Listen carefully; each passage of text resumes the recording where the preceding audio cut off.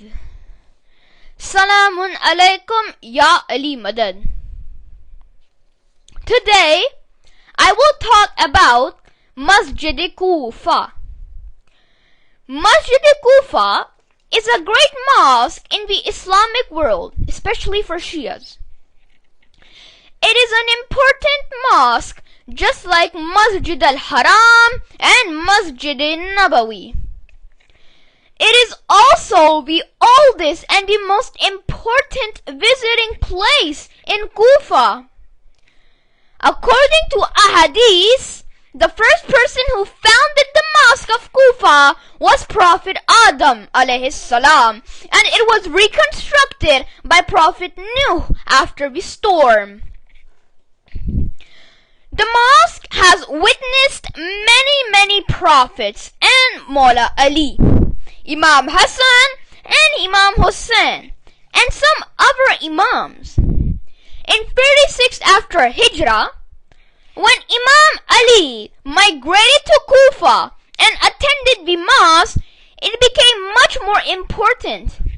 He led congregational prayers in this mosque, delivered sermon on its member. Those sermons can be found in Nahj al-Balagha. Fulfilled some governmental and judiciary tasks there, and was finally martyred in his mihrab. The shrine of Muslim ibn Aqil, the shrine of Misam al-Tammar, the house of Imam Ali, shrine of Hani ibn Urwa, and Hazrat Mukhtar's grave are all located near Masjid-e-Kufa. The mosque has in it a number of positions, in many of which some spiritual practices of the mosque performed. A traveler will have the option to say their prayers fully, which means you don't need to pray your prayers as qasr. Just like in Masjid-e-Haram, the holy shrine of Imam Hussein, and Masjid-e-Nabawi. They also have the same options in the Mosque of Kufa as well. According to ahadith, the Mosque of Kufa is a garden of heaven. If one enters the Mosque of Kufa, one will be forgiven. Kufa will be the center of Imam al-Mahdi's government, and the Mosque of Kufa will be the headquarters of his commands. When Imam Ali arrived in Kufa in 36 after Hijrah, Allahumma salli ala Muhammadin wa ali Muhammad, he first went to the Mosque of Kufa and he delivered a speech for the people there. After settling in Kufa, Imam alayhi salam taught the tafsil al-Quran and other sciences. Many people attended his lectures in this mosque, such as Hazrat Kumail, Hazrat Kambar, Malik Ashtar, Misam al-Tammar, and Abdullah ibn Abbas.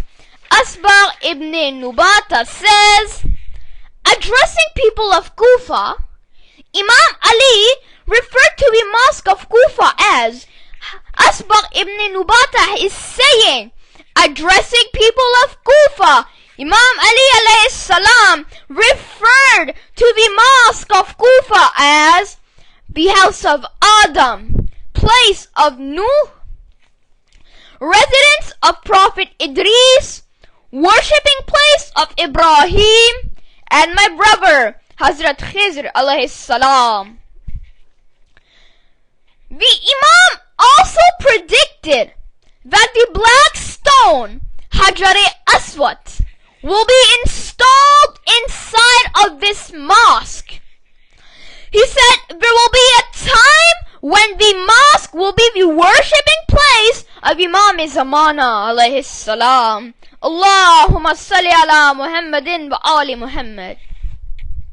Imam is saying that there will be a time when the mosque will be the worshipping place of Imam Zamana, including every moment. Now, I want to talk about some significance of Masjid-e-kufa. Number 1. According to a hadith, the mosque of Kufa is a castle of heaven. Number 2. Place of sajda for the angels. According to hadith, the angels worshipped Allah in the sacred place before the creation of Prophet Adam. Number 3. According to a hadith from Imam Ali Raza alayhi salam, Allahumma salli ala Muhammadin wa ali Muhammad. According to a hadith from Imam Ali Raza alayhi salam, the mosque of Kufa is of a such high ranking that once a person enters this mosque, his or her sins will be forgiven. Number 4. Place of prayer for prophets. Imam Sadiq said 1,000 prophets and 1,000 of awliyas have said prayers in it. Number 5.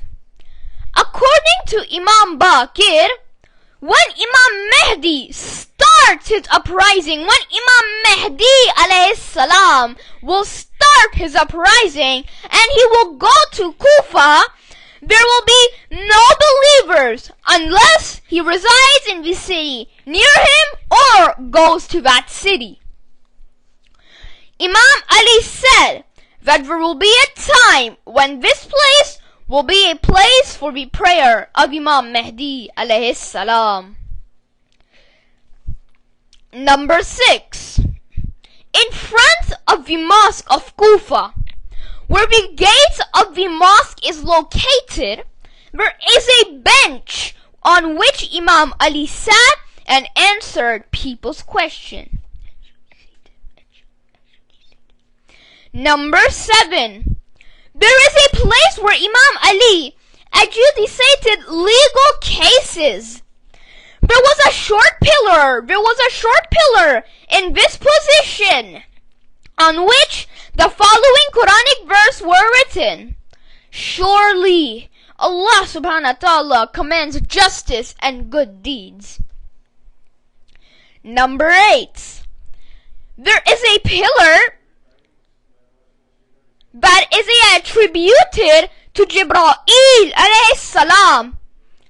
In the night of Mi'raj, when Prophet was moving from Masjid al-Haram to Mi'raj and he arrived in Kufa, Jibreel told him, O Prophet of Allah, you are now across from the Masjid-e-kufa. Then the Prophet proceeded and asked Allah's permission and said 2 rakat namaz over there. Number 9. There is another pillar that is attributed to Imam Sajjad alayhi salam. Imam Sajjad's companion says, I saw our 4th Imam.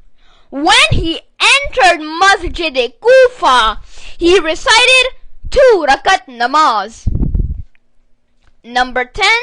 Last but not least, there is a place where Nuh's ship ran aground.